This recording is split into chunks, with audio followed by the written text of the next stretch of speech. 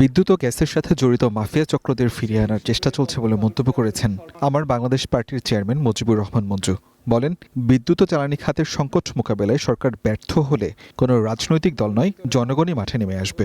রাজধানীর বিজয়নগরে এবি পার্টির কেন্দ্রীয় কার্যালয়ে এক আয়োজিত সংবাদ সম্মেলনে এ মন্তব্য করেন তিনি।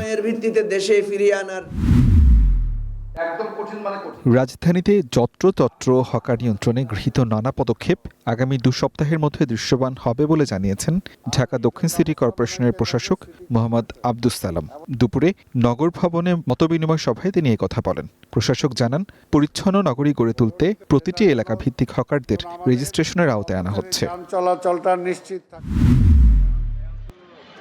20 বছর আগে ঢাকার কামরাঙ্গীরচরে যৌতুকের জন্য অন্তঃসত্ত্বা স্ত্রীকে পুড়িয়ে হত্যার দায়ে স্বামী মোহাম্মদ সানাউল্লাহকে মৃত্যুদণ্ড দিয়েছে আদালত। তবে অভিযোগ প্রমাণিত না হওয়ায় খালাস পেয়েছেন তার 9 স্বজন। সোমবার ঢাকার নারী ও শিশু নির্যাতন দমন ট্রাইব্যুনাল 4-এর বিচারক মুন্সি মশিউর রহমান এ রায় দেন।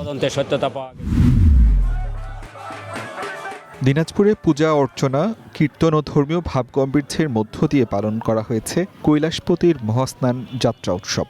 ভোরে শহরের আনন্দসাগর পাড়ের শিব মন্দিরকে কেন্দ্র করে পূজা অর্চনা ঘিরে চলে এই আয়োজন। মহান স্নান উৎসবে অংশ নেন নানা বয়সী মানুষ। প্রায় অর্ধশত বছর ধরে ঝুলন যাত্রা থেকে রাখি পূর্ণিমার মধ্যবর্তী সোমবার এই উৎসব পালন করেন সনাতন ধর্মের অনুসারীরা। এয়ারটেল নাম পরিবর্তন করে সার্কেল নামে নতুন ব্র্যান্ড উন্মোচন করেছে রবি আজিয়াটা পিএলসি।